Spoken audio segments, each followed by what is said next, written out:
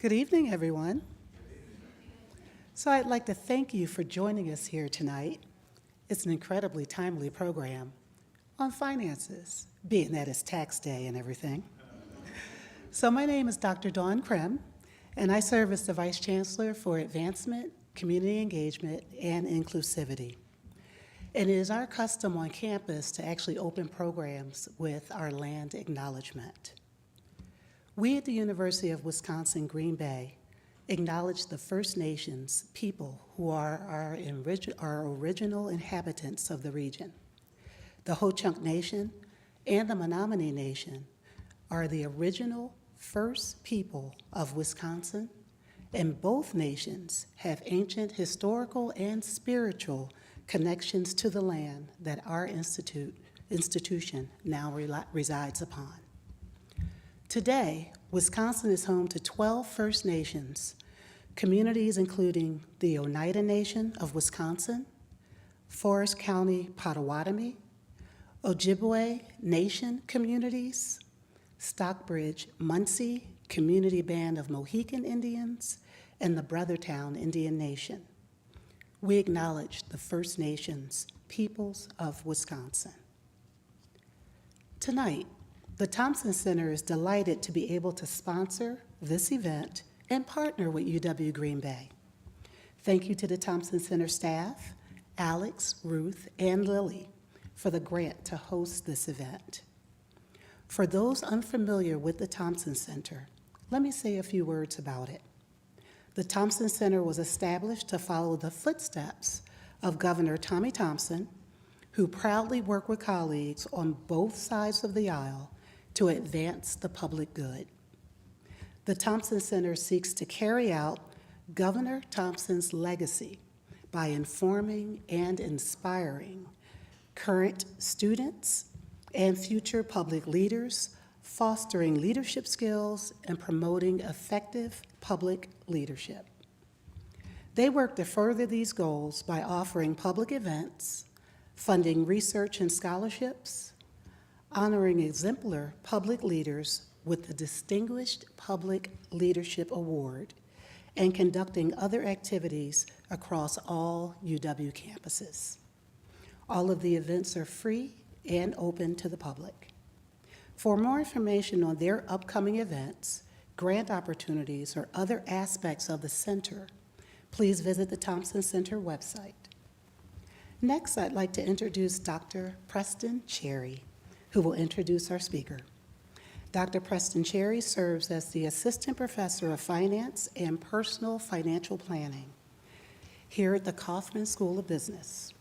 He is the head of the Financial Planning Program and Director of the Charles Schwab Center for Personal Financial Planning.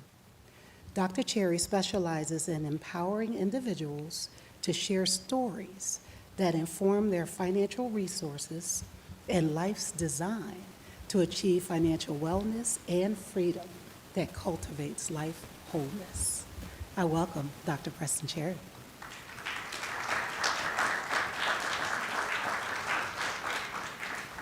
All right, good evening. Y'all gave a lukewarm golf clap. I know, like, the Masters is on and everything like that, but what we doing? Let's get a clap out. Good stuff. Now, I want to thank Dr. Krem. Thank you all for being here. We have a special guest. I mean, usually, I don't get really starstruck usually, but I am today. As a matter of fact, stars usually either have one name or three names. All right, so you either Madonna or something like that, or some, MJ or something like that. You John Hope Bryant, right? All three of them. He said, you got to say all three names. So that's my man right there. And then, look at it, I got a bio for this man, too. Now, he's used to having his bio read, so I got to read it, John. I got to read it. All right. Mr. John Hope Bryant, American entrepreneur, thought leader, philanthropic leader, referred to as the conscience of capitalism by the CEOs of Delta Airlines, Walmart, First Republic Bank. John Hope has been named Atlanta Business Chronicle's most admired CEO in 2018, Georgia's Trend 100 most influential Georgians in 2022, Atlanta's Business Chronicles The Power 100, so much stuff. All right, I'm going to skip down to the real stuff, which is presidents. Presidents know this man. 5 former U.S. presidents have recognized his work, and he has served as an advisor to 3 sitting U.S. presidents from both political parties. He is responsible for financial literacy becoming the official policy of the U.S. federal government. He has received hundreds of awards and citations for his work, including Oprah Winfrey. My God, you know Oprah? All right. Use Your Life Award and the John Sherman Award for Excellence in Financial Education from the U.S. Department of Treasury. As a matter of fact, we just passed a bill here. So we got personal finance in high schools there. So yes, sir. Yes, sir. And here recently, during the onset of the pandemic in 2020, Mr. Bryant was called upon the U.S. Treasury officials to help design, develop, and launch the Payroll Protection Program, otherwise known as PPP. A lot of people got some money out of that, which helped countless American small businesses and entrepreneurs survive and thrive COVID. You know what? I can go on and on. I'm actually going to share a story of one that's dear to me, particularly being an African-American individual, the Freedmen's Bank. And this is very key because we're talking about economic empowerment. And Mr. Bryant was very key into that. So I'm going to read this paragraph to you because it's very powerful. In January 2016, Mr. Bryant became the only private American citizen to inspire the renaming of a building on the White House campus in the nation's history, when the U.S. Treasury Annex building was renamed the Freedmen's Bank Building in honor of former slaves who put their savings into the Freedmen's Bank after the American Civil War. The legacy of the Freedmen's Bank, chartered to teach freed slaves about money and founded by President Abraham Lincoln in 1865, has become the narrative of the continuing work of Operation Hope, which he is the founder and CEO. That's very powerful, y'all. So without further ado, thank you to our special guest for being here, Mr. John Hope Bryant.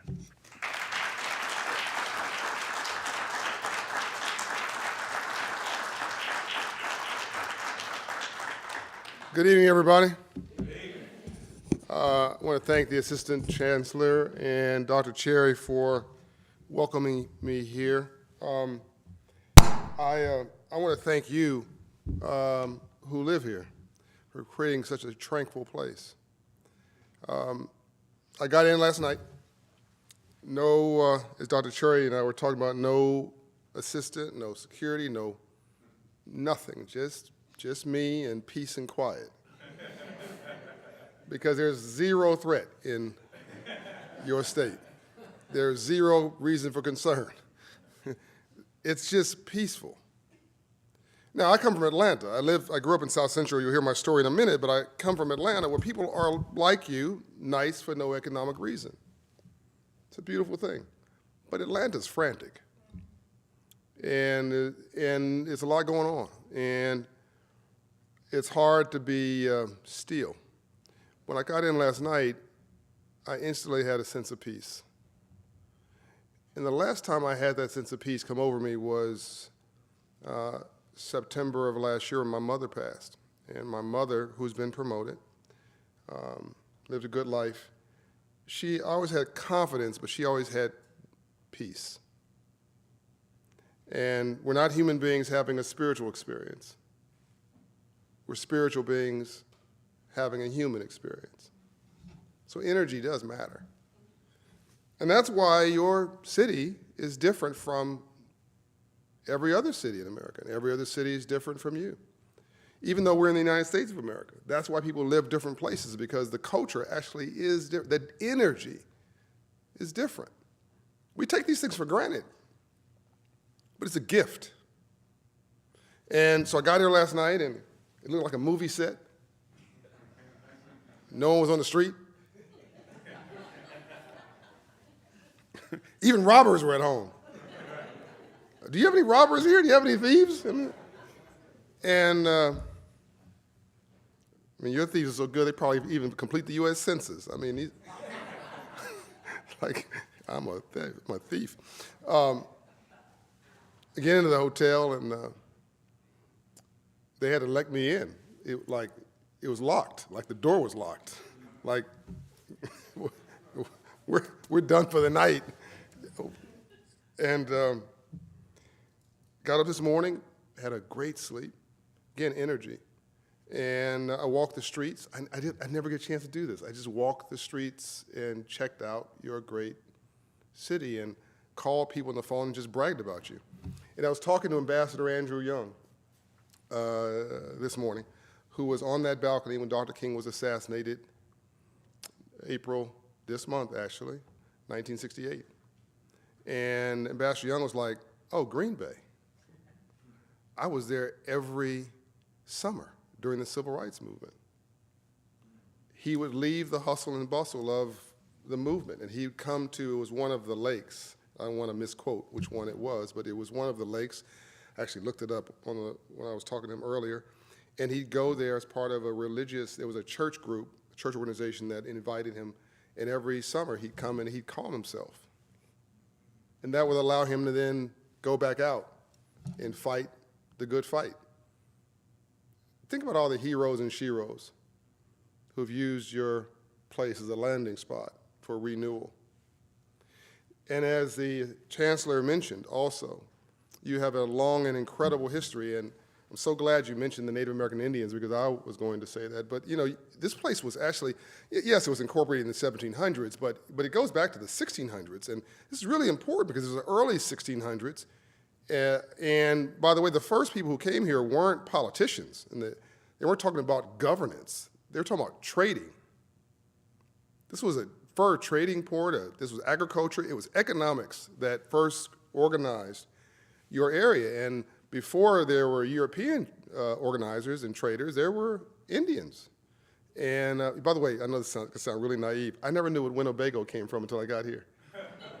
Now I'm really clear. So every time I see a Winnebago, I'm like, yeah, I know. Let me tell you the history.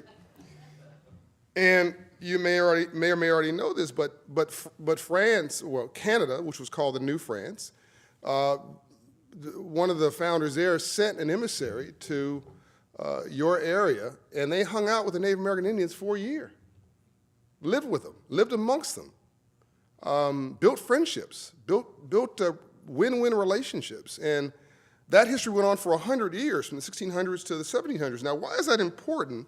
And why does that inspire me about being here with you? Because you did something that the rest of the country failed at. So I've already mentioned that this around 1634 is when this happened, where Native American Indians and those of French and European origin, and by the way, freed slaves later on, found their way, by the way, to your state. But in the early 1600s, this group got along and got together. Now, why is this important? The world's 5 billion years old. Organism life, about 4 billion years old. Neanderthal, early human life, call it a couple 100 million years old. Modern humans that look like you, talk like you, can have critical thinking, 60,000, 90,000, let's call it 100,000 years ago. And then, of course, the documented story we know started a couple thousand years, 3,000 years ago. Where did the word white come from? It was a made-up word. The racial word white is a made-up word, and it's tied to financial literacy. It's tied to economics. 1619, Jamestown, Virginia, 20 indentured servants showed up from England, from Britain, and 16 were black and 4 were white. And they got along. They became friends. And they didn't like how they were treated. So they ran away together. And when they were caught, the overseers said, "Boss, we have a problem. They're getting along." This is a really important story. They're getting along. And the boss said, "Well, why is that a problem? And you caught them." "Well, boss, we can have a race riot, but we can't have a class riot because we're the class. So what do you recommend?" "Well, I recommend that we tell the white indentured servants that they're white like us." And that's exactly what they did. You're white like us, and now you're in charge of the black people. So they gave the white indentured servants 2 more years of indentured servitude and gave the blacks life of service, which we now call, in looking back at history, we call that slavery, which comes from a European word, which is Slav, which comes from, anyway, that's a whole other story, but slavery, of course, goes beyond and before African Americans. But it was turned into a commercial enterprise in America. This is the biggest experiment ever in the history of the world. And here's a real important point here.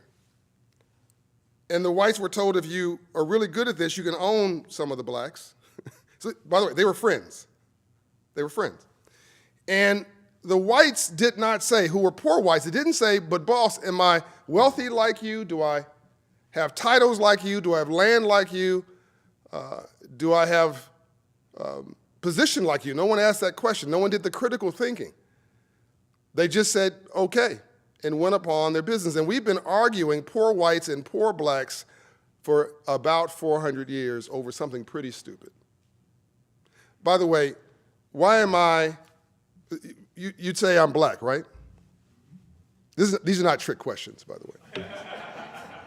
These are not trick questions. And I noticed when Dr. Cherry said he was black, I mean, someone might say, really?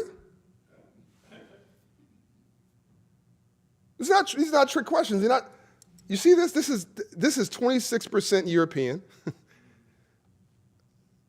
71% African from Cameroon. The rest is Asian, Indian, and other. You want to mess somebody's head up, particularly somebody who thinks that they are superior, swab their mouth, wait till about 2 months before Christmas, swab their mouth, send the results to that person, to their home, so it arrives right before Christmas dinner, and force them to have a bit of a family conversation about what they discovered about their true origins. We are all mixed up. We're all in this thing together. Which leads me back to the point of how calm this place is, and why I think some people miss how brilliant this city and this state is, because you're high frequency. And sometimes you can be so high frequency people miss you. But that doesn't mean you're not important. That actually means you may not recognize your own importance. I don't think America would be America without you. In fact, given your history, it appears it couldn't be, because you predate most of that long and important history, and you found a way, unlike other places, to actually work together. Where 2 plus 2 actually equal, this is the only time I believe the math should not work in a relationship, 2 plus 2 actually equals 6, 8, or 10. I believe in what Melody Hobson says, that math, I love math because it doesn't have an opinion. But in a relationship, actually, you want the math to not work. In a relationship, husband and wife, as an example, you want 2 plus 2 to equal 6, 8, or 10. If not, why are you doing it? If you're not better together, what's the point? This leads back to my story. I'm going to give this to you really quick, because if you listen to my bio that Dr. Cherry mentioned, you might think that you can't relate to me at all. My mom and dad, I'm going to do this really quick. My second great-grandfather was a slave and was in the Union Army, and he served at the black, what's called the colored troops. I think they were called. It was a U.S. colored troops, I believe they were called, which were chartered as a result of the Emancipation Proclamation. He's one of 7,000 officers. His name was George Young in Memphis, Tennessee. You fast forward to my grandfather, R.B. Smith in Mississippi, and he was a sharecropper, born in 1871, might have been born into slavery. So he was a sharecropper. My dad owned a business, and I'm an entrepreneur. No, you didn't get that. All right, okay. I can do this slower if you like. My grandmother, Vesta Murray, by the way, say these names, because if you don't say the names, they just disappear to history. My grandmother, Vesta Murray, owned a shotgun shack in East St. Louis. You know where the shotgun shack is? You can open the front door and the back door, and you shoot a shotgun through the house and won't hit anything, including a wall, because it's just a four-wall building with a door in the front and the back. And the outhouse is where you actually went to the restroom. So my mother and her sisters lived in this environment. Again, we don't have time for this meeting to get into details. I want to get into the Q&A, but I do believe the backstory is important. So my grandmother, Vesta Murray, owned a shotgun shack. She refused to let her children go on welfare. My grandfather had passed away before Social Security, so there was no coverage for the family, so everybody had to work.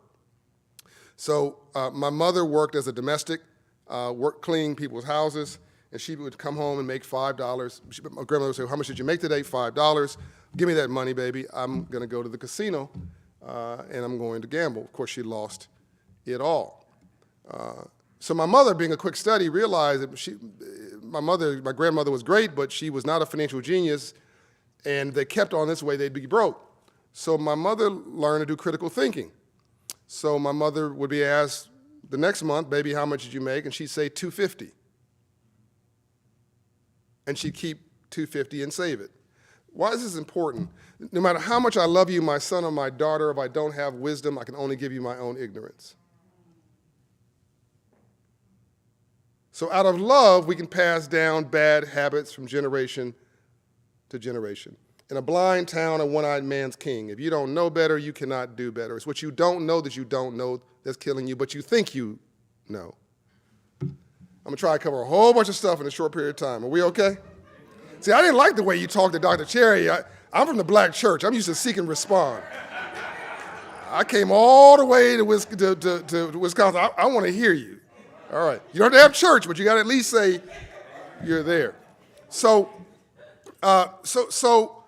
my mother learned to save because she realized that her mother loved her, but her mother was financially illiterate.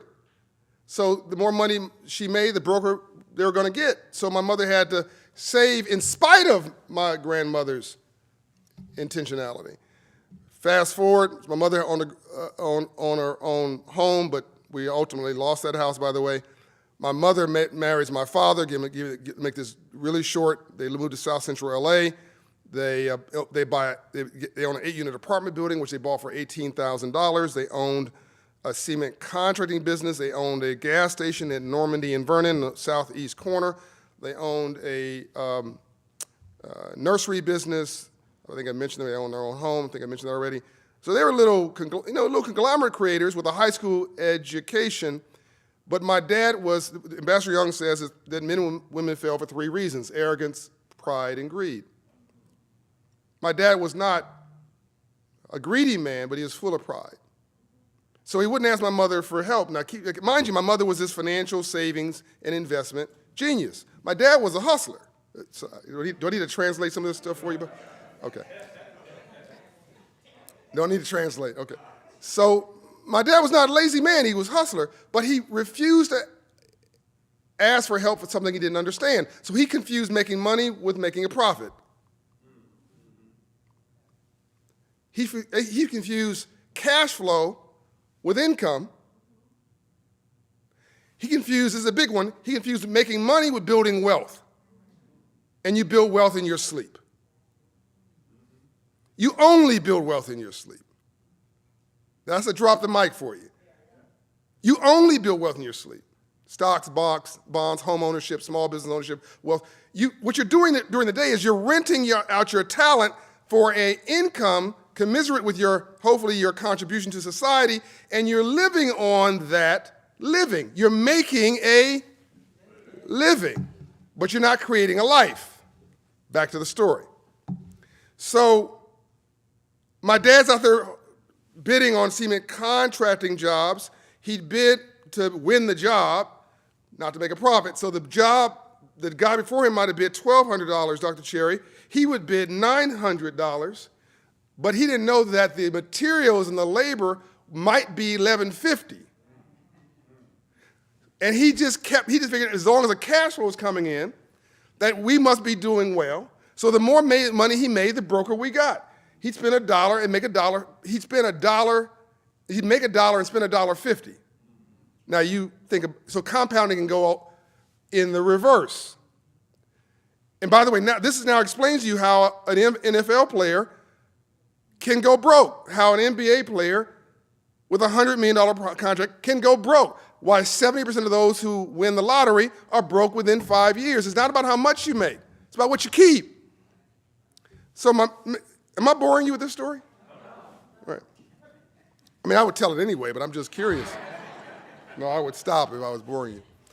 So, Mom and Dad were building this estate. We bought this 6-unit apartment building for $18,000, worth $6 million today.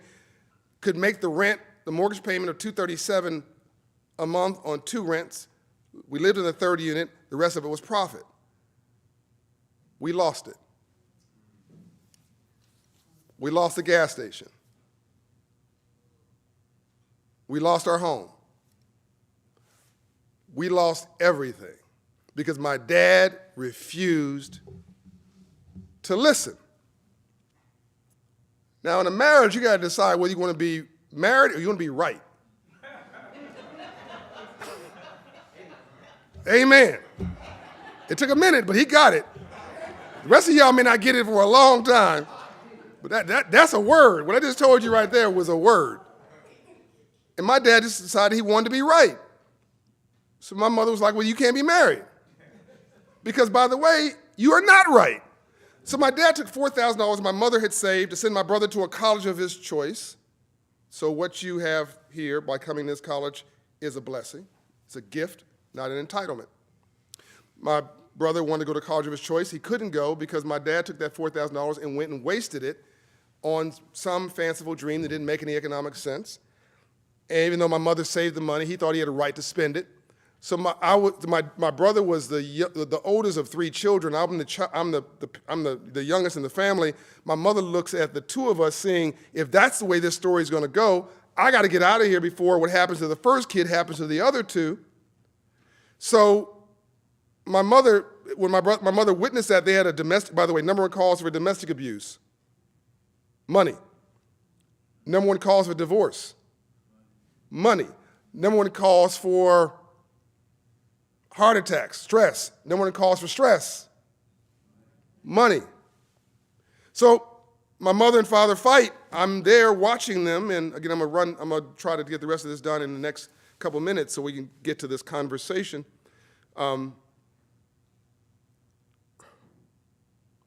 They fight. My mother moves out. We moved to a home that my mother told me was my cousin's. Anybody who's black in here knows that was not my cousin. Yeah,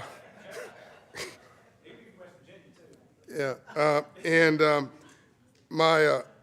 was my mother's girlfriend, and my mother's girlfriend's boyfriend, whose house we were staying in to save money so she could buy her own home, but she didn't want to make the kids nervous. So she told me that's my aunt. I don't know who she told me, but then I called the gentleman who was Auntie's boyfriend. They weren't married, but I'm too young to know this. I called him Uncle O.C. All this is only important because he started playing with me and making me feel comfortable, and I'm on the front porch, and I fell back on the porch, so I swallowing my tongue. I was turning blue. I was dying, and he saved my life, cleared my throat passage. I wouldn't be here today if it wasn't for him. So I idolized this man, and I waited for him every day to come home from work, not realizing he had picked up a part-time job in order to finance his lifestyle and ours, and versus pride again, talking to us and saying, hey, I got a little bit more of a burden in the house. Can we figure out how to, I'm happy to take care of you, but if you can contribute. My mother would have contributed. My mother wasn't, again, I told you the background she came from. She wasn't a lazy person. She would have gladly contributed. She didn't know he had any stress. He would go sell drugs around the corner as a part-time job. But the guys around the corner considered that a full-time threat. So they followed him home one day, and he's riding his bicycle back to the house. I'm on the porch looking for him because he was my hero. And as I sat on the porch waiting for him, a truck pulled up behind him slowly. And right when he got in front of the house, the truck sped up, hit him from behind, and drug him down the street until he was dead, right in front of me. So the divorce of my mom and dad, that was the first destruction of generational wealth, and that was about money. The second death I witnessed, which was a murder, was about money. And then we moved to 15502 South Fraley in Compton, California, where my mother bought her first home in Compton, California. She worked at McDonnell Douglas Aircraft as a seamstress. So proud of her. I quickly became friends with a guy named George who was much smarter than me. But George didn't have the parents that I had who told him that that he was loved. By the way, you can have high confidence and low self-esteem. I'm covering a lot of ground real quickly. Take some notes. You can have high confidence and low self-esteem. If I don't like me, I'm not going to like you. If I don't feel good about me, I'm not going to feel good about you. If I don't respect me, don't expect me to respect you. If I don't have a purpose in my life, I'll make your life a living hell. Whatever goes around, because hurt people hurt people. You thought this was all just going to be about money, didn't you? All this is about wealth. All this is about mindset. All money is the exchange of values, a currency. Currency is incidental to the conversation. The word capital comes from the Latin root word capitas, knowledge in the head. The word credit comes from the Latin root word credito, which is credibility. It has nothing to do with money. Banking is a trust business. It has nothing to do with money. But hopefully you leave here fundamentally different by me telling you my story and being vulnerable enough to tell you that this guy who supposedly is a master of financial literacy in the country, who came from the bottom quartile of poverty in this country, now lives in the 1% and did it all by the rules. But it was through my pain that I got here, because rainbows only follow storms, is what I told you earlier. You cannot have a rainbow without a storm first. It's actually a scientific fact. You cannot grow except through legitimate suffering. It's impossible. You'll get smart with books, but you'll get wise with experiences. Okay, back to the story. I'll do this quickly. Am I boring you? All right.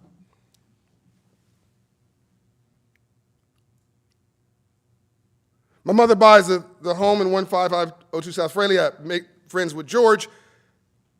And I mentioned George's name because I told you earlier, you died twice. You died physically and the last time someone mentions your name. I keep mentioning these names so that they live.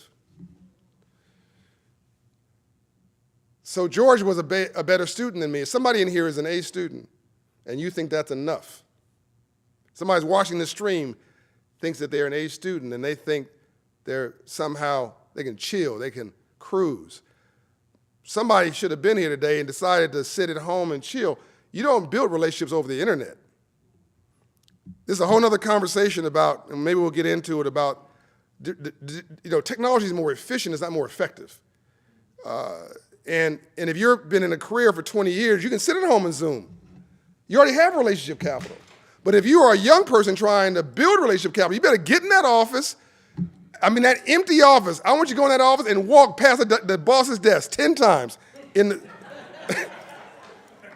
think you're a robot. What? Because by the 8th time you walk by, hey, look, kid, come here. Who are you? What? And that's all you want. Then they're going to say, look, what are you doing? What do you need? They're going to give you some little lousy project. Yes, I'm happy to do it. It's going to be a horrible project. It doesn't matter. You now have a relationship with the boss. Now you have to execute on that, and you're going to build relationship capital, because that's what rules the world. If you hang around 9 broke people, you'll be the 10th.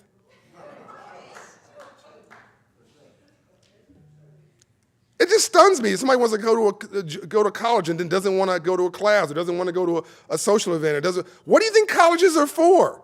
What do you think a fraternity is for? Or a sorority? What do you think a private club membership is for? What do you think? This is unbelievable to me. What do you think is going on here? It's relationship capital. People are hooking each other up. The class of 2024 is going to hook each other up for the next 40 years. If you're not building relationships, you're not building anything. That's why idiots and fools can be successful and a brilliant person can be homeless, because it's not just about how smart you are. Back to the story. We're going to have some church in here tonight.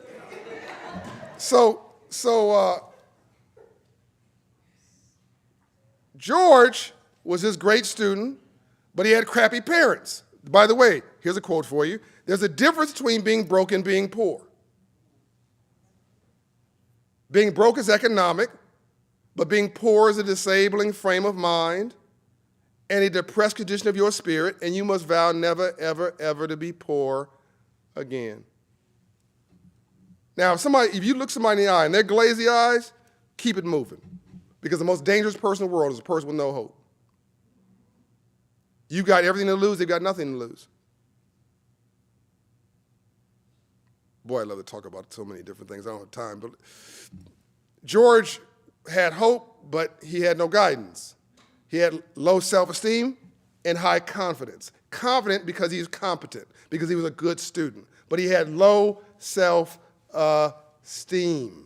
because his father was not there and his mother didn't reaffirm his somebodyness. Why is that important? Because while I'm trying to be George, George was trying to be Tweet. And Tweet was my next door neighbor who was a drug dealer, who ran the household at 18 years old because he was the one bringing in the money. Why does a woman stay with an abusive man? Because she's got 3 children. Real talk, and it's about we can talk about this all day. Why is some woman out at 2 in the morning at some strange club with some 300-pound guy throwing dollar bills at her? Because she wants to do that? Or because it's about taking care of her family and So George got killed with Tweet. I just need to, so we can move on with this. George started walking like Tweet, talking like Tweet, acting like Tweet, hanging out with Tweet, and got shot and killed with Tweet. I'm now 9 years old, Dr. Cherry. I've experienced 1 death and 2 murders. I didn't need another memo. I went to school and this white guy in a suit was teaching financial literacy. He was a banker from Bank of America.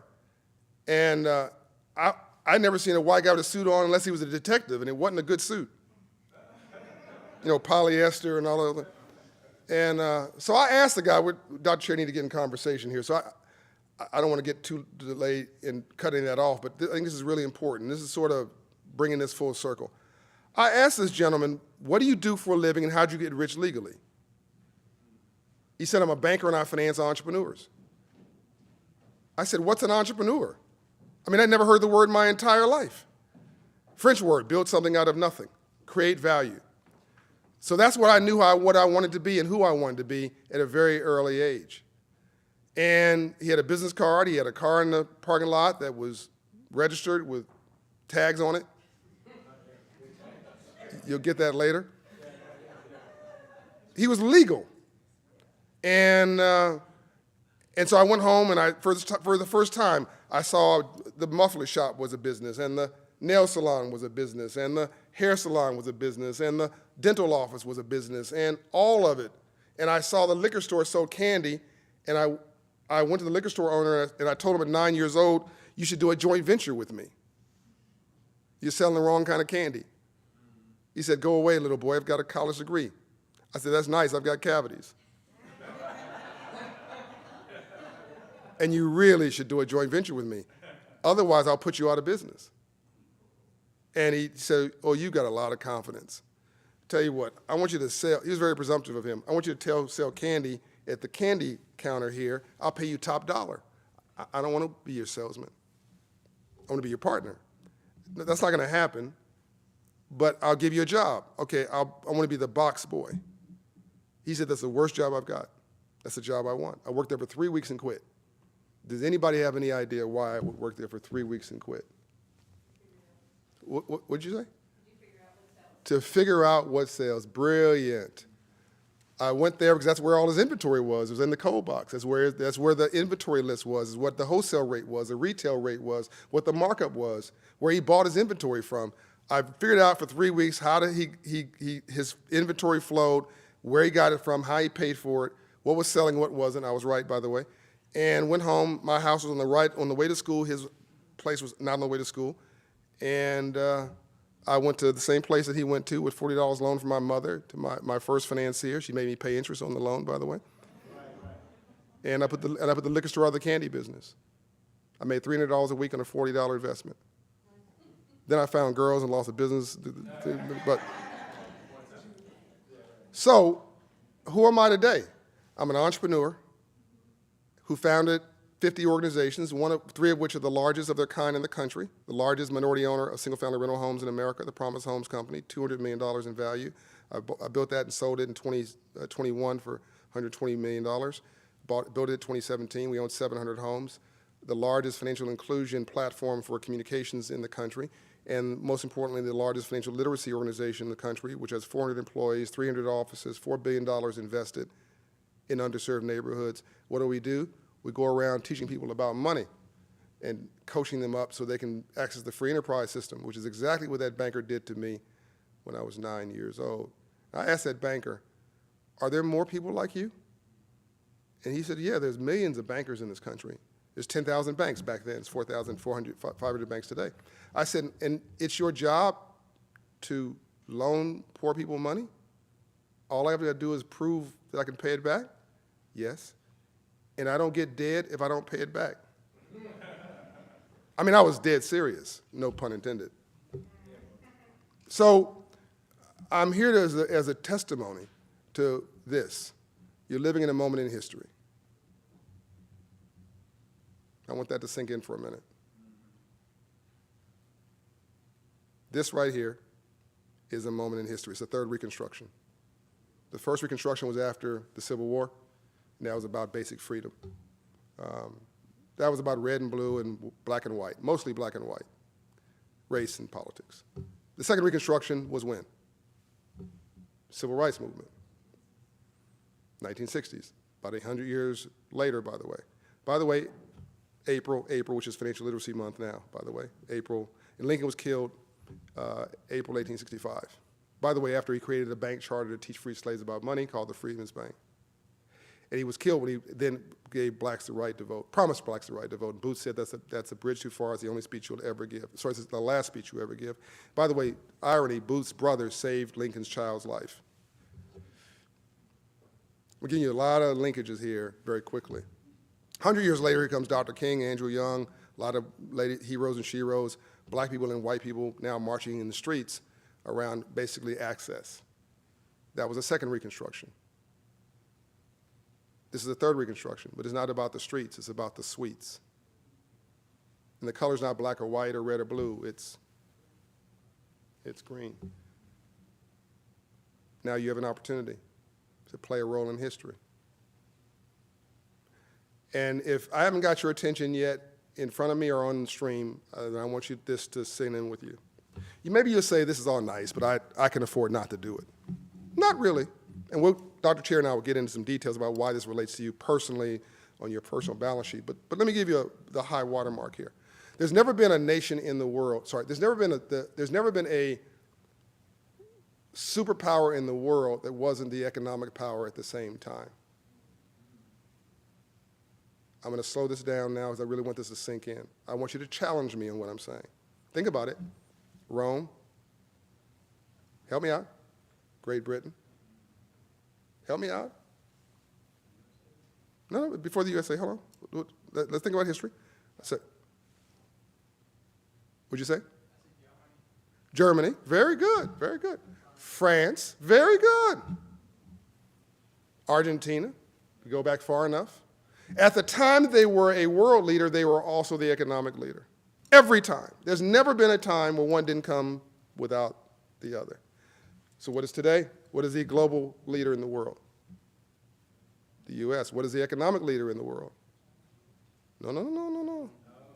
No. By far, America is the economic leader in the world. It's $100 trillion of GDP. We're at 25% of it, but we're only 350 million people, of 8 billion people in the world. We're an amazing experiment in democracy and freedom. And China just shot itself in the foot. By the way, China was going to be the economic leader, so says projections. But by the way, they said the same thing about Japan 30, 40 years ago. I never believed China was going to be the economic leader. We don't have time for this. So I think it's about spirit, not just about mathematics. But there are 4 countries right now that can't win in a fair fight to unseat America, but they want to be us. North Korea, China, Russia, North Korea, very good. North Korea, China, Russia, and Iran. They're all run by dictators. They're run by very strong personalities. And they want us. They want our position in the world, but they can't win on a fair fight. So they get us to argue with each other. And everybody wants to be an American but Americans.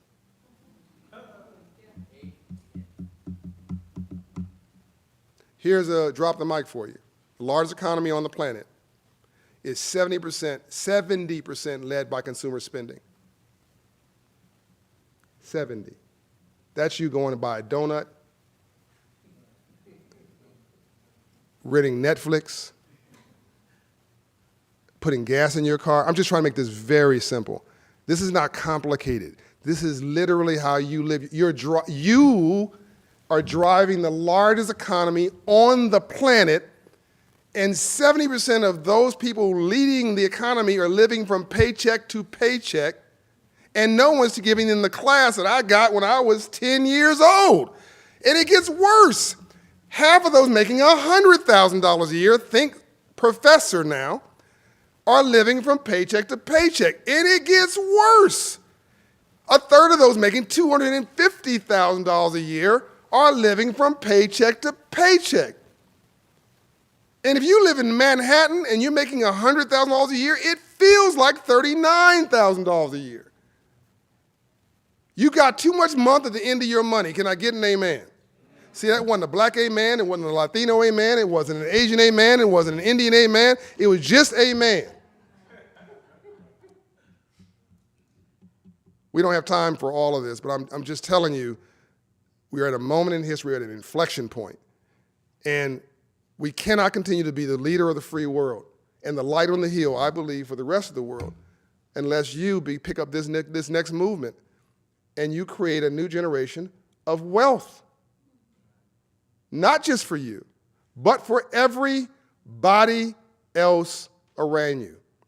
It is projected by 2053, the net worth of African Americans is scheduled to be zero. By 2073, Latinos, zero. Baby boomers read wealthy, white, mostly men, are trying to retire. This generation, in your lifetime, will see the largest group, the majority of people will be over the age of 65. Who's replacing them? Young people who are not financially literate, who are multi-generational and multi-ethnic. Hello? Unless you want to be speaking Mandarin in 20 years, we've got to get our act together, and we've got to figure out whether we're better together. So I end where I started. I'm not black, I'm green. And by the way, so are you. All right, it's time for a conversation.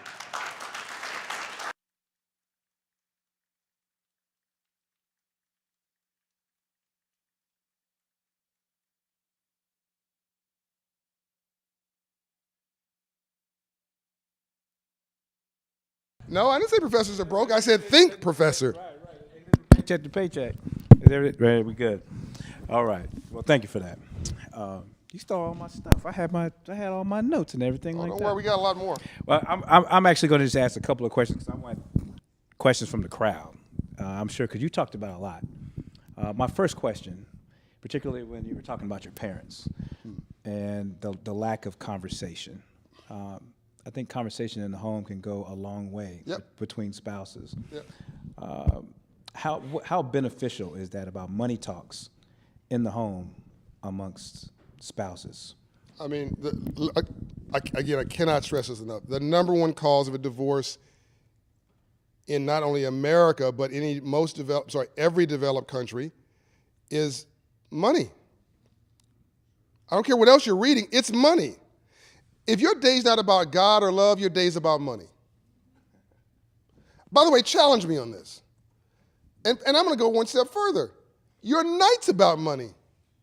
When you're sleeping, it's about money. So you go to bed tonight, and you're sleeping on that pillow that the government issued to you. I'm not being sarcastic. The sheets are on you that the government issued to you. Of course, you bought the sheets and the pillow. And the lights don't pay for themselves. You pay that bill. Can I get an amen? Amen. And the heating and the air conditioning, is paid by somebody in the house. And when you get up in the morning, the food that you picked out of the refrigerator you bought or you lease or you rented, the food came from a grocery store that did not give you a ration. It gave you a bill. And you have to go to the store every week. I stopped at that French restaurant on the way in from the airport last night, Taco Bell. And I thought I was gracious and kind, and I've served the president, and I've served the country, and I thought that my credentials would mean something. But when I got to the counter for Taco Bell, they wanted my credit card. I was offended. What, you want my money? Don't you want my personality? Am I just being nice enough? Sir, I need a credit card or cash. I don't need your lip. Right. So your day, your night, your existence is literally one continuous financial transaction. But we don't talk about it. We don't discuss it. We want to spend it. We don't want to talk about it. There are 4 rules of financial literacy, Dr. Cherry, in a relationship. The person who can make it, the person who makes it can spend it. You can make it and manage it. You can manage it and spend it, meaning the person who's not the head of household financially can manage it well and spend it. But what you cannot do is just spend it. And as basic as what I just told you, I don't know, half the relationships in America operate exactly the opposite of what I just told you. A giver and a giver is exotic. A giver and a taker is neurotic. And a taker is psychotic. And most relationships are neurotic. But they need to talk about it, though. They need to talk about it.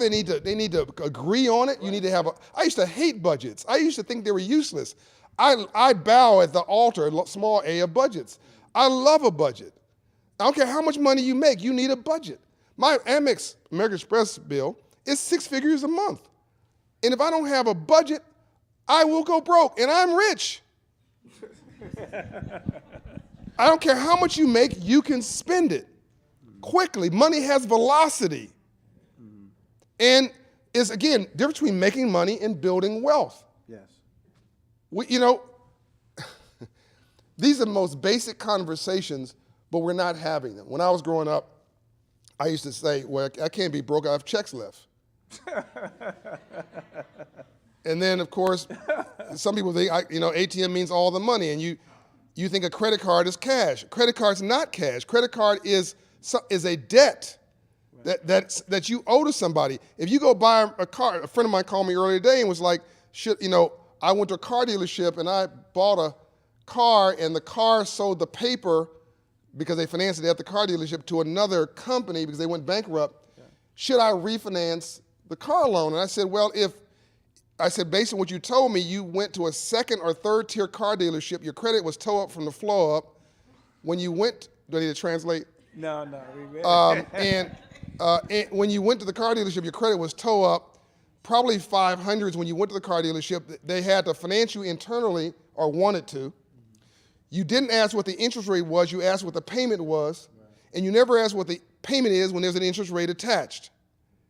And so you asked what the payment was, they financed you internally, and they waited for that car to break down or for you to break down because they really wanted you to bring that car back so that you could default, they could resell that to somebody else because that car dealership makes their money 3 ways: selling cars, financing them, and maintaining them. And the least profitable way is to sell it. So she said, what should I do? I said, you got to get your credit score up, go to one of my coaches, and let us get you financed through a prime lender. Because if you're getting a Mercedes and you have an 18% interest rate, it's not a Mercedes, it's Mercedes payments.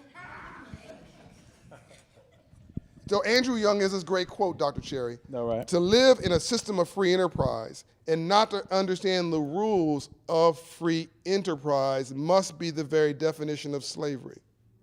Yeah. Can I put the slide up for a second? Yes, you can.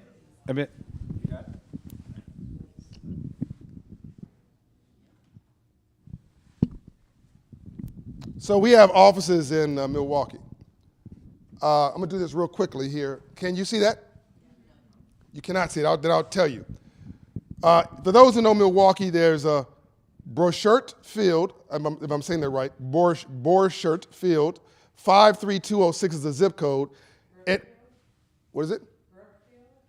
No. It says Borchert Field. It's 53, but it's easy to look up, 53206 zip code. And it's 8 miles away from Whitefish Bay at 53217. Now, well, the most important part is not the names, it's the fact that it's 8 miles apart. Now, this is a story all across America. Here's the numbers. In 53206 is 583 credit score. In 8 miles away is 748 credit score. Hold on. The median household income is $26,000 compared to $114,000, 8 miles apart. The unemployment rate is 12% in 53206 and 2% in 53217. The homeownership rate is 33% compared to 75%. What's the number one way you build wealth in America? Homeownership. It's not complicated. It costs just as much to rent as it does to live someplace. But 41%, I'm going to pick on my people for a minute, 41%, 43% of black people own a home compared to 75% of our mainstream counterparts. What are we missing? Some guy talked to me, well, I'm not going to get a home. If I get a home, the bank owns it. If you don't pay, it is funny. Median home value, $53,000 compared to $365,000. 8 miles apart. Crime is off the chart in the 500 credit score. Almost non-existent in the 700 credit score neighborhood. Graduation rate, 73% versus 93%. 93% means you went to college. Yeah. Life expectancy, hold on, 72 years versus 87 years. We found that if you live in a 500 credit score neighborhood, you live to 61 on average. You live in a 700 credit score neighborhood, you live to 81 on average. A 20-year difference, 15 minutes apart. By the way, here's what Operation Hope is doing in that neighborhood. We meet you at 6:30. We raise your credit score 27 points in 6 months or less. We reduce your debt $1,400. We increase your savings almost $1,000. If you're making $40,000 a year and you walk into the bank, we make you bankable. Get that? Now, here's what you see in a 500 credit score neighborhood, Dr. Cherry. You actually answered my next question. Does Okay. personal finance pay for itself? So I want, whether you're poor white and rural or black and brown urban, I want you to tell me whether this is true. In a 500 credit score neighborhood, you see, you stop me now, a check casher next to a payday loan lender, next to a rent-to-own store, next to a title lending store. Man, but hair weaves back down there.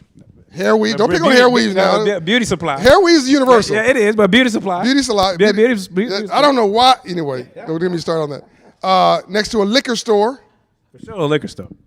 And all right, have I said pawn shop? Yeah. Pawn shop and a church down the street. That's your neighborhood psychologist. That's your shrink. People say, oh, I don't want to go to a shrink. Somebody may think I'm crazy. If you're living in America and don't think you're a little crazy, you're a little crazy. So you don't see those in a 700 credit score neighborhood. No. And that's 8 minutes apart. And this is all across the country. What I just told you is literally predictable. So this is a problem we can solve. This is the reason I love this, Dr. Cherry. We can solve, I can solve your credit score. You can solve your credit score. It changed, and by the way, when your credit score increases, your self-esteem increases. Your sense of depression goes away. The lights come on, your optionality increases, your shoulders come back, your chest comes up, you walk in with pride, your optionality, everything changes. It's not about the credit score, it's about the trending indicators of hope. So like literally, we've been looking for love in all the wrong places. It's on your credit report? It's on your credit report. It is on your credit report. I want to be respectful of folks' time because they donated the time to come by this evening. So are there any questions? I mean, we got a couple. Oh, yes, ma'am. We got a mic coming down. Your self-esteem is on your credit report. I'm kind of missing what it is that you do with this organization. Can you elaborate a little bit more on what it actually is that can change the way people have been ingrained for so long and across generations and across, I mean, financial literacy is something we're just talking about, but it's certainly not new. It's been people have been like your parents. Financial literacy's been needed forever. Yeah. How do we get there? Yeah. You got to make it cool. You gotta remove the shame. See, money is not math. Money's not math. Math is math. Money's emotional. Yeah. Money cross-fertilizes with your self-esteem or lack thereof. I mean, money also changes your choices. One of my friends is, this is going to sound arrogant, I'm sorry. A friend of mine, President Bill Clinton, I just had to finish the sentence. He said that men and women, that's an Andrew quote. He said that it's hard to get somebody to agree to the truth when the lie is paying their paycheck. I'll say that again. It's hard to get somebody to agree to the truth. Think now politics. Whatever you think is like common sense, it's hard to get somebody to agree to the truth when the lie is paying their paycheck. Mortgage crisis 2008. Why give poor people a mortgage they can't afford? Because there are financial incentives for the people writing the mortgages. Not because they're evil people, not because they were racist, not because they were just trying to financially benefit. Slavery was about money. I mean, most things are actually about money, but we sort of confuse this with other stuff and start talking about other stuff versus talking about the stuff. But people could play on your emotions and your self-esteem or lack thereof. I mean, people shop for therapy. Where do you find the worst food? Poor neighborhoods. Where do you see inflamed people? They're not fat people, they're inflamed because they're eating bad food. That is a lack of financial literacy. It's a lack of literacy. That goes back to the 1619 example I gave you of poor whites and poor blacks because it's not a racial issue. So what I do is reverse all that. What I do is sort of like Oprah on money. So you walk into a U.S. bank branch. I'm thinking about this in Milwaukee now. And the bank cannot tell you by law why they're going to decline you. In fact, if they tell you too much information, you can sue them. If they don't tell you exactly the right way. So you walk in and your credit score is 580 and you're applying for a mortgage loan. That banker knows when you walk in the front door that you're not going to be approved. But fair and equal access under the law states they must give you an opportunity to apply for credit. So what a compassionate person would do is say, hey, Pookie. It's my cousin. It's my cousin Pookie. Pookie them. Okay, why can't it be Aaron? Why can't it be fine. Jane? No. You're going to be declined for this loan. And so what we do is we're the only nonprofit allowed to operate inside of a bank branch in U.S. history. And the bank says, look, I can't tell you what I can't tell you what I want to tell you. I want to help you. Can you go across the hall and talk to Operation Hope? They don't work for us. They walk across the hall and we look at the credit report and they says, well, this looks like a bus accident. And she knows that she didn't pay her bills, so she laughs too. Yeah, I had some challenges. Okay, no problem. So now the shame has gone away. Okay, great. What's this? I don't know. Fantastic. That's called an error.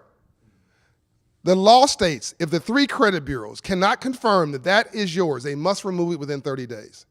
I'm now on your side, can we write a letter to the credit bureaus to challenge this on your credit report? Well, sure. We write a letter.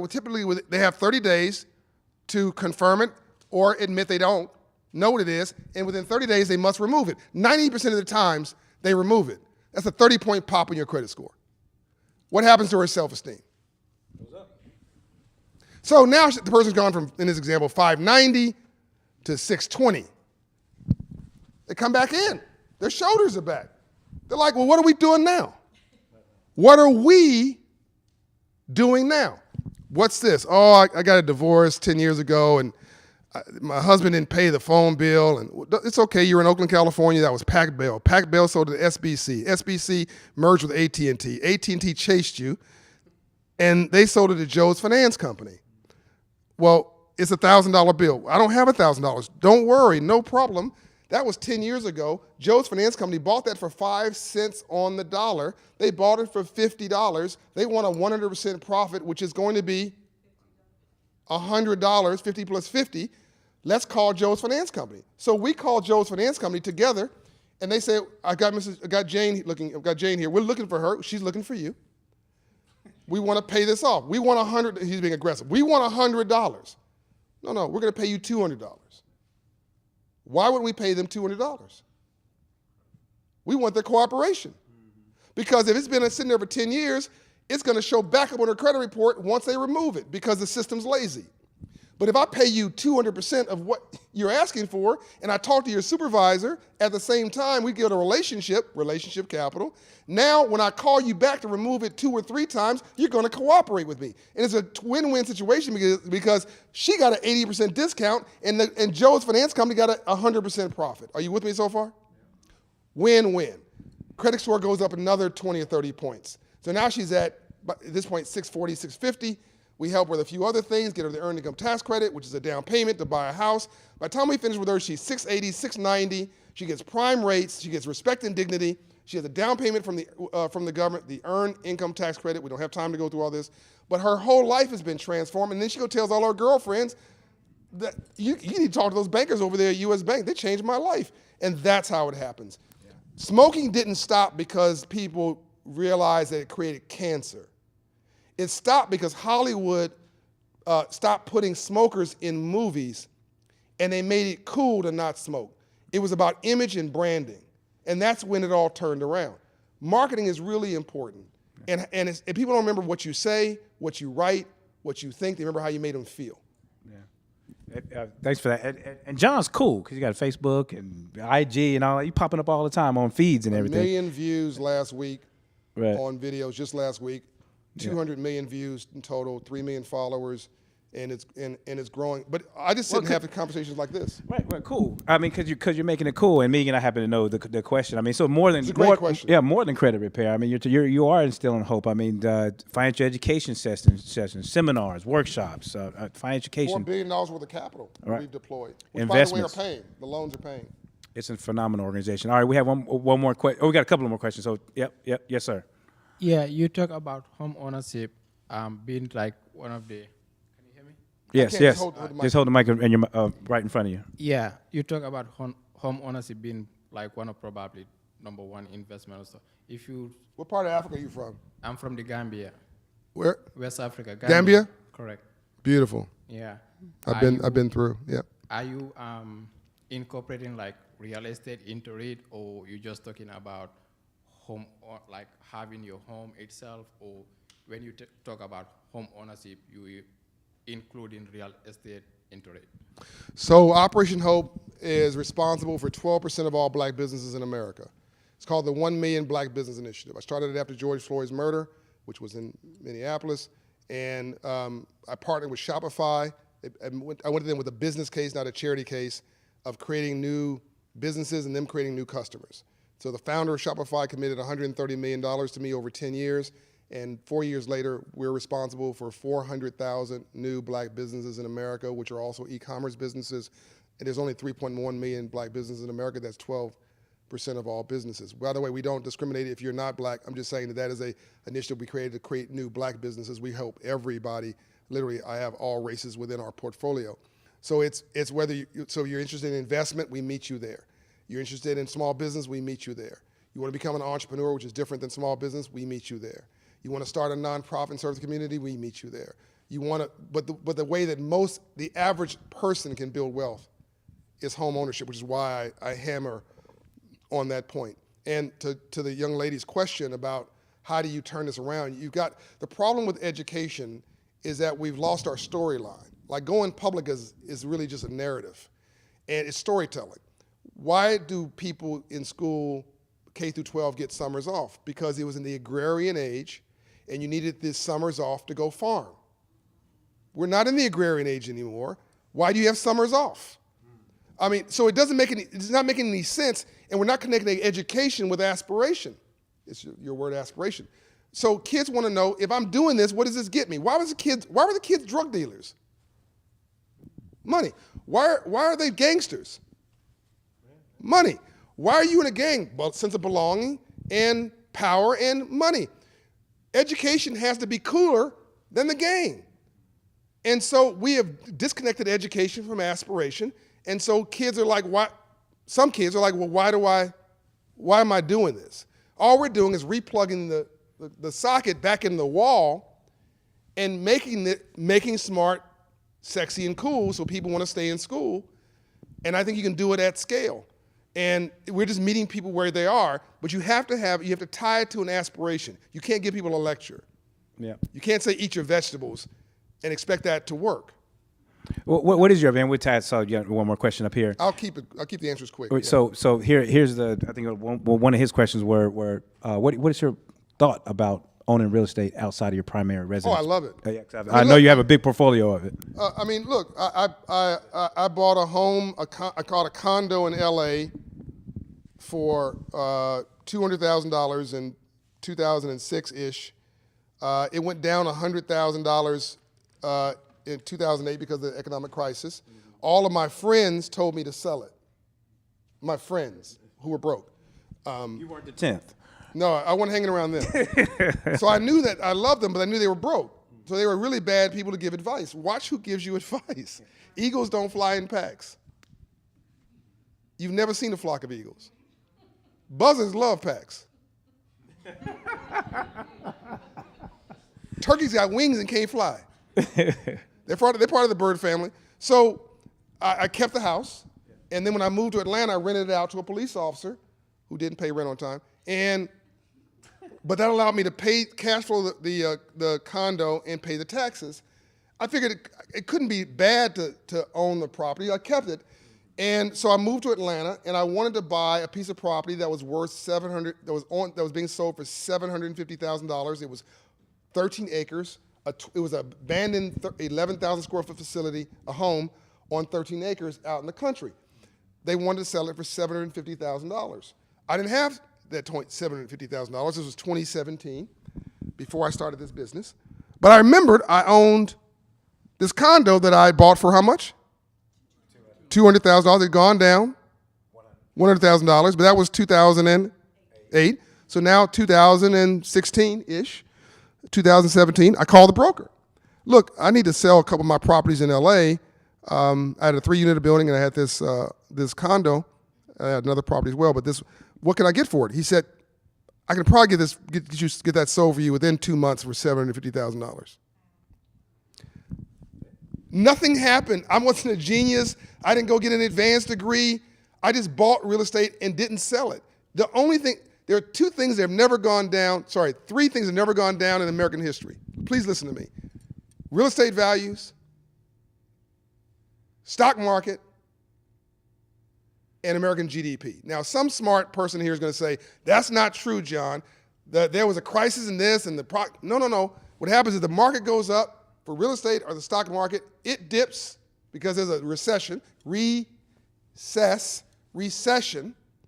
not depression, recession, and then it corrects above the line every time. So what happened was I bought the property, it recessed, I held on to it, it corrected above the line, and I looked like a genius because you make money, you build wealth in your sleep. So I took the $750. It was a 1031 tax-free exchange, which means I don't pay taxes as long as I reinvest the money in real estate within a year. I reinvested that in another piece of real estate in Atlanta, which is now worth $5 million. You see that? Started with $200,000. Most of that was a mortgage, by the way. It wasn't even my own money. I put 10% down, which was $20,000, and it ends up being a $5 million property. Buy it, rehab it, rent it, do not sell it. Buy it, rehab it, own it, live in it, do not sell it. Pull out a line of credit if you want to get some cash, but do not sell. The tax system was created for home ownership. You write off every mortgage payment for 20 of the 30 years of a mortgage. You get the appreciation, meaning the value of the house above what you paid for it, and you get the depreciation also.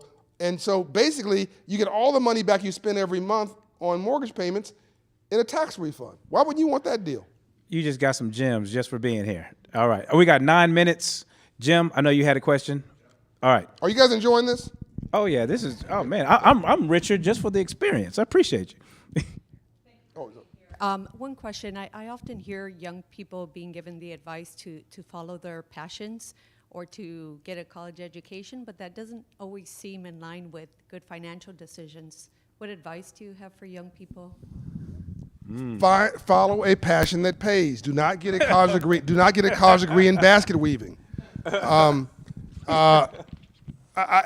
When people say, I don't want to name a degree because I don't want to sound like I'm picking on somebody. But basket weaving is a great example. It's a great thing, but that is not in all likelihood going to give you a lifetime of income. There are 6 levels of capitalism.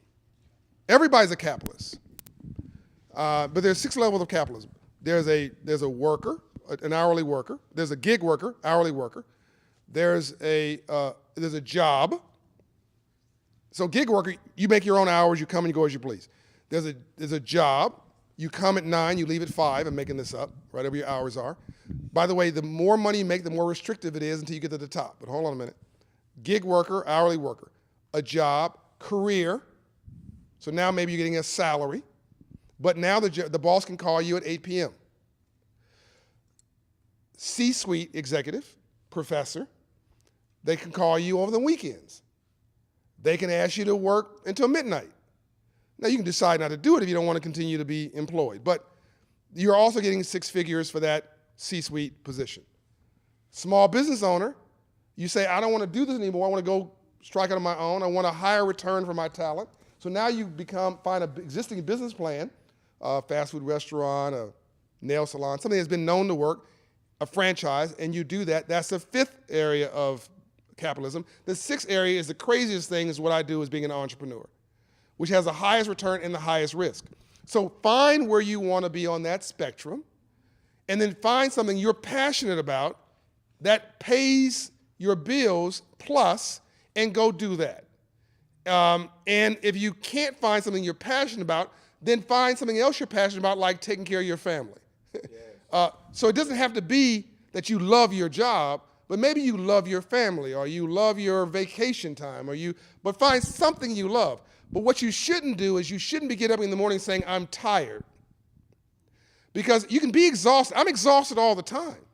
But 5 hours of sleep, and I'm rejuvenated again. I love what I do. I just run out of juice. What you don't want to be is tired, because if you're tired, you're literally doing something or around somebody that you probably shouldn't be around or be doing. So I would say people make emotional decisions versus passionate decisions. You should do something you're passionate about so that you'd be willing to do it for free. But whatever you make an emotional decision is going to be a bad decision. Every emotional decision is a bad decision. And I found that this generation that's coming up now makes a lot of emotional decisions. And they think it's a business decision. They think it's freedom. It's not. The only true freedom is financial freedom, which goes back to the 6 levels. Yeah, that's a good question. I see you here. Her, and there's a question over here. Thank you so much for coming. You gave a number of examples of both individuals and businesses that growing revenue very quickly and then run out of money. So what advice do you have for individuals or organizations that are growing their revenue and being able to manage through that? Don't be Blockbuster, be Netflix. Don't be Sears. Don't be Kmart. Be Amazon, be Walmart. And Walmart, Amazon, and Netflix better make sure that they stay paranoid, is what I'm really trying to tell you. That's a good one. I wake up every day absolutely paranoid. I didn't tell you this story because we ran out of time. I was homeless. Like, I lived in my Jeep for 6 months of my life. So I take no for vitamins. So telling me no means absolutely nothing to me. Rejecting me means absolutely nothing to me. I mean, not 1 ounce of my self-esteem or self-worth depends on somebody's acceptance of me. It's okay if you don't like me, I like me.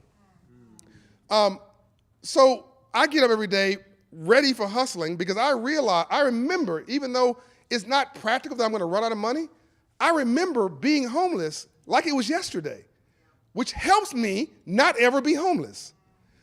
If you're too comfortable, it's really a problem. So a person like me needs a Brian Betts, who's my chief financial officer, who's the exact opposite of me. But Brian Betts needs a John Hope Bryant. Every organization needs an entrepreneur or an entrepreneurial mindset whose hair is on fire with some passion, who's never going to be stopped. But that person needs somebody who understands brakes and barriers and ditches, who will keep you. My mother needed my father. My father needed my mother. My mother was a saver. My father was the income producer. When they didn't have each other, it all imploded. You see, it's the same example whether you're running a household or running a business. So I've been growing like this at all my businesses. I grew Promise Homes from 0 to 121 million in value in 5 years. But I had a chief financial officer and an auditor and audited financials. Operation Hope grew from 16 million in 2019 to 25 million in 2020 to 25 million in 2021 to 50 million in 2022 to 70 million in 2023. These are revenues. In the middle of a crisis, we're growing like this, but we're in the top 7% of all nonprofits in the country based on financial fluency, financial competency according to Charity Navigator. So it's like we have a 3-star Charity Navigator rating. So it's like a AAA bond rating on Wall Street. So you can't do both of those things. I'm not focusing on the audited financial statements and the ratios. That's what he's doing. But he's not focusing on the revenue growth. That's what I'm doing. So you need both. And you need somebody, and typically it's that entrepreneur who's paranoid about the competitor who's going to knock you off of your perch. And that's what Blockbuster didn't do. Because Blockbuster could have bought Netflix for $50 million. Yeah. And they turned them down. Yeah. So be passionate, be nosy. God gave you 2 ears and 1 mouth. You listen twice as much as you talk. Be curious about everything. Understand that you need everybody. Everybody has a different role in the orchestra. Orchestra has different instruments. You need all those instruments. Don't be arrogant.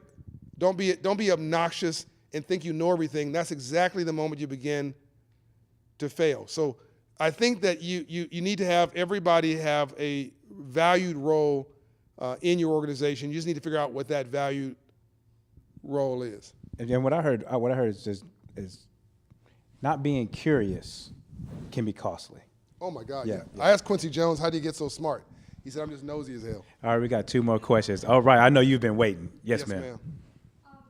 So while you were sharing some of your stories, I was thinking of there was a moment when I was a kid when I played in at my grandma and grandpa's house, and it was a fairly nice house. It was a big size, and so it wasn't like he had to have these shoes. But when I was playing around in the closet, I noticed that my grandpa had duct tape on a couple of his shoes, and it was because How old was your grandpa? my grandpa's now 96. 96, so that would be, this is 2024, he was around in 1930, Yeah. the Depression. Yeah. Go ahead. And a few years ago, there was a person I met who was having a lot of trouble paying their rent, but they had a shoe clock that they designed with designer Nikes that they had bought around it, and it just stuck out to me because I thought, all right, so people are trained now. To me, that was instant gratification. He wanted it, so he had to buy it, and it was envy, and it was consumerism, and it was all that. But I also think that it's part of what you learn from your parents. So if there are parents that say, I want my kid to have it all, so even if I go into debt, I'm not going to give them a grilled cheese at home. I'm going to give them the $6 McDonald's and fries, that kind of thing. So Mistake. yeah. That's a mistake. I think that, in my opinion, we need to go back to parents being able to say just flat out no to when their kids ask for things that are out of their budget.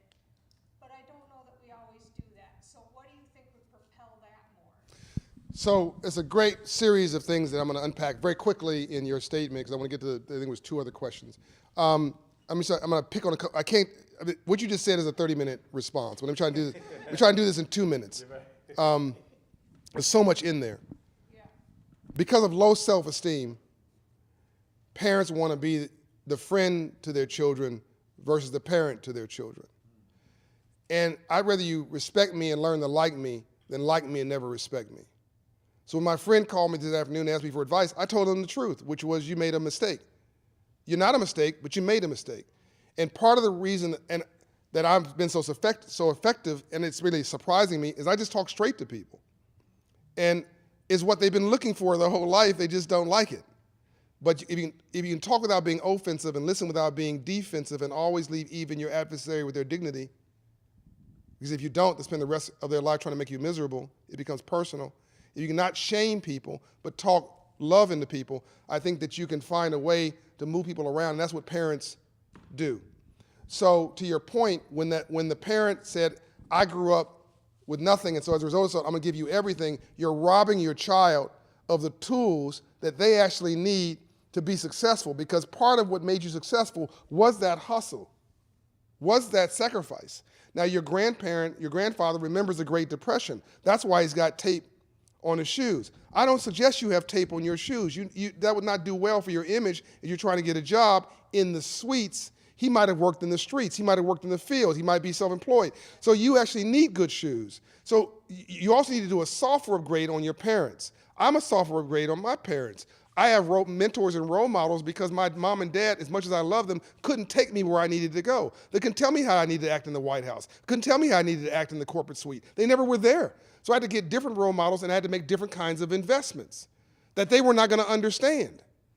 But at the same time, I had to respect the simple messages like my mother's saving, if your outflow exceeds your inflow, then your overhead will be your downfall. That's a simple message. It's very basic. It is as true when you're making $1 million as if you're making 1,000, right? So there's certain messages that are timeless, that come from your parents and your grandparents. You need to hold on from those. There are some other things your parents are telling you they're stupid. That's true. And like you can have everything, you can't.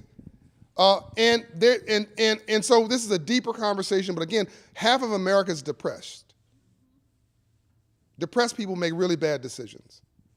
If it makes you feel any better, most of the world's depressed. So you got to understand that your parents are not perfect, they're just your parents. Now, young people watching and here, please hear me.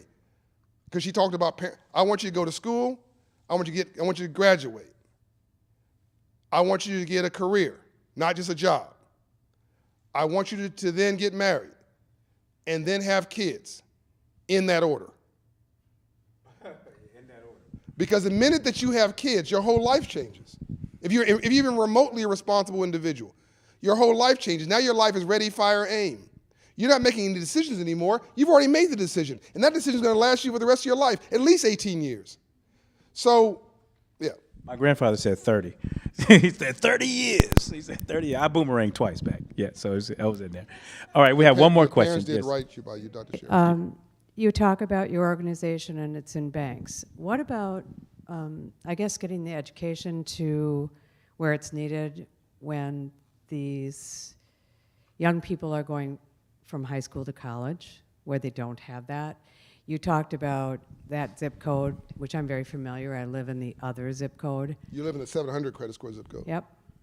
And what you said you see in those neighborhoods, which is everywhere, the money services businesses, the check casher, in that same building is check casher, the ATM, where they only get the card that they have to use at that ATM, the great unbanked. Guess what?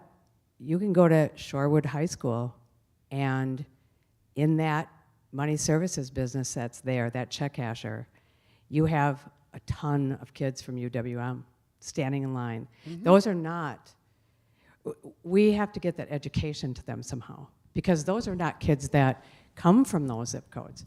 But it's there, it's convenient, but they're paying how much to cash that check? Then they only get that card that they can only use at that ATM, which then they're getting. What is up with that? Why aren't the banks? So your statement and her question are the reason that I run myself ragged. That I think I have figured something out that I don't think most people have figured out. And Dr. Cherry has figured something out that most people haven't figured out. And we've shared a little bit of it today. And this is that money is running the democracy. And we don't see it as an economic democracy. We don't see it as a free enterprise It's democracy. not about anything else. It's that. It Exactly. quite literally. And so I got home on Friday night. So did he, by the way. I was at home for a day and a half. I was on a plane last night. I'll be gone all week, and I'll get home again on Friday. Because what did I say to you? We're living in a moment in history.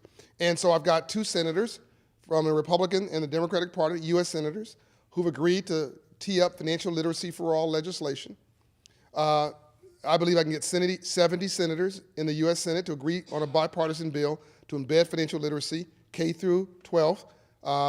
And I think I can get it done in the next 18 months or 2 years. I believe this is a civil rights issue of this generation. It's what Dr. King would be doing if he was alive today. So that's working. I've got a contract with the City of Atlanta, public schools. We're giving bank accounts to every kid in kindergarten, because if you get a bank account in kindergarten. But beyond the racial thing, it's everyone. No. Yeah, Right? I didn't It's mention race. every- Did I just mention race? No, but you're saying. I mean, It's everything. Right, it's everyone. No. Just Yep. give me a second. I'm trying to answer your question. No. This is not race. No, the color is green. Yeah.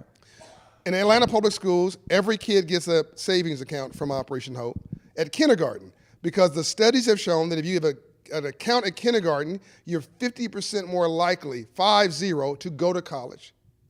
If there's any money in the account, you're 75% more likely to graduate from college, which connects immediately to aspiration. That tells you that kids at kindergarten are paying attention to their aspirations. We're in employers. I was on Delta last night. Well, yeah. How you liking that $1,000 I gave you? Excuse me? I don't know you.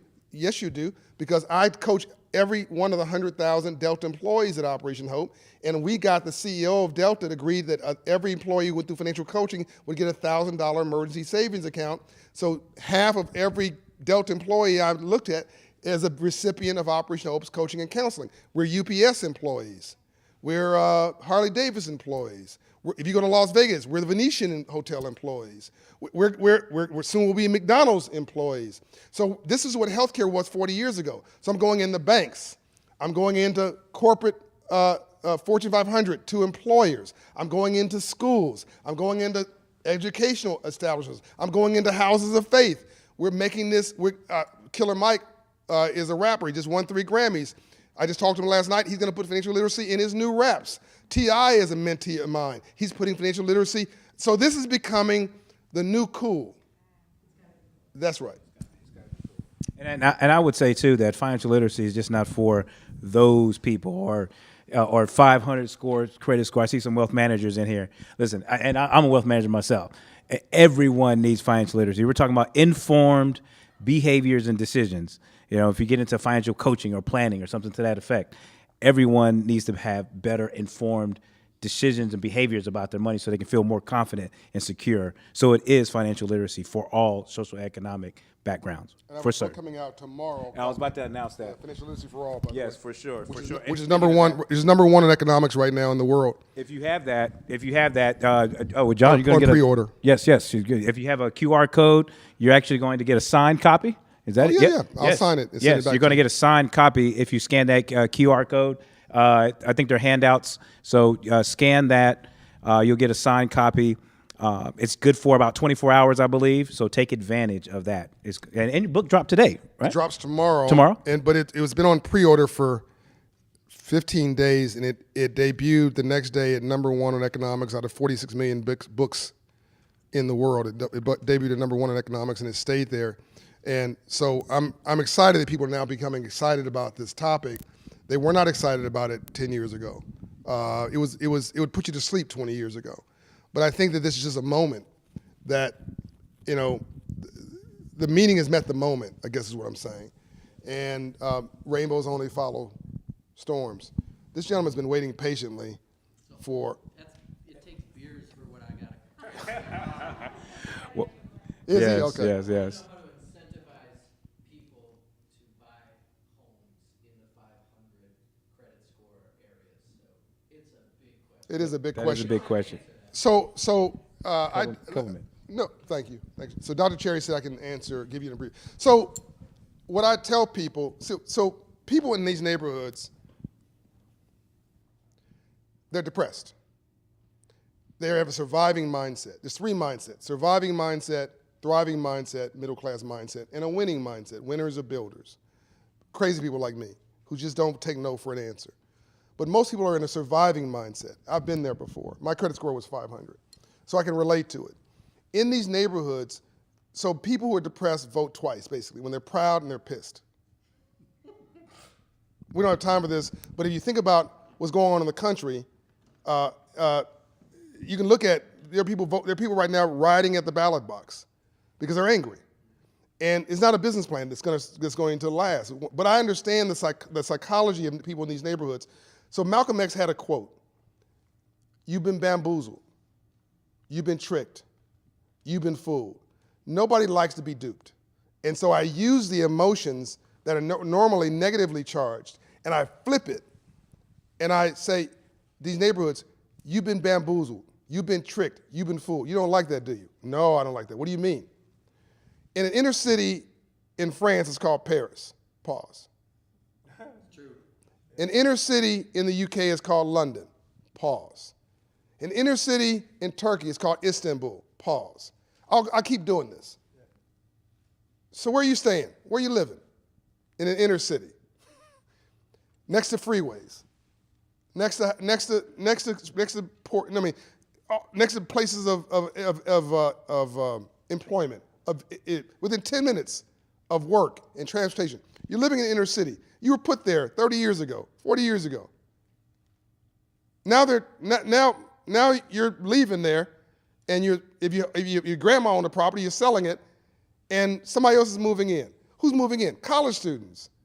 And you want to be angry at the college student. No, don't be angry at them. Applaud them. They're smart because they're buying centrally located real estate. And if you're too dumb to understand your own value, you deserve what you get, which is nothing. And so I started explaining to people very bluntly that this is centrally located real estate, and every place else in the world has benefited from that, and that economics ultimately is selfish, and capital will find its safe place home. And all these inner cities are now, because people are tired of driving 2 hours outside of Green Bay, they're tired of driving 2 hours to get home because of traffic, they're now buying in every inner city in America, which is going to make those prices spike. So once I say that, then they say, okay, so I shouldn't be renting uptown with money I don't have in some place I don't own to impress people I don't know and talk about things that don't matter. In some skyrise owned by John Hope Bryant. I should be owning in the hood, D-A-HOOD. Yes, you should. Buy it, buy the worst house in the best block. Buy it, rehab it, rent it, and do not sell it. And you do that 3 times and you'll have generational wealth. You'll be worth $1 million in 5 years. But when I say that, that took me, 2.5 minutes? About that. I mean, there's not an audience I go to that doesn't get that memo. And then I have the same memo for my poor white struggling friends. It's just, I have to change whether it's rural or whether it's urban. But this is, I like math because it doesn't have an opinion. This just works everywhere. No one's ever explained it to people. No one's ever given anybody, to your point, a lesson in financial literacy. People who are wealthy get it at the kitchen table. Because your dad is reading the Wall Street Journal, or your mother, because they're talking about stocks and bonds, and they take you to the country club, and you're the caddy for your dad's business partner, and they end up hiring you as an intern. I mean, that's how the world works, right? So we just need to stop having poor people talking to poor people, and rich people just talking to rich people, and join some of these circles together and change mindsets. And that's just one of many conversations that I don't think is very complicated. Yeah, but that's a social network. You'd be surprised that they don't know personal finance either. That's a social network. That's another topic. Have you guys enjoyed this? Yeah, all right. All right, John. We appreciate you. All right, everybody give a round of applause to John Hope Bryant. Thank you, sir. My pleasure. My pleasure.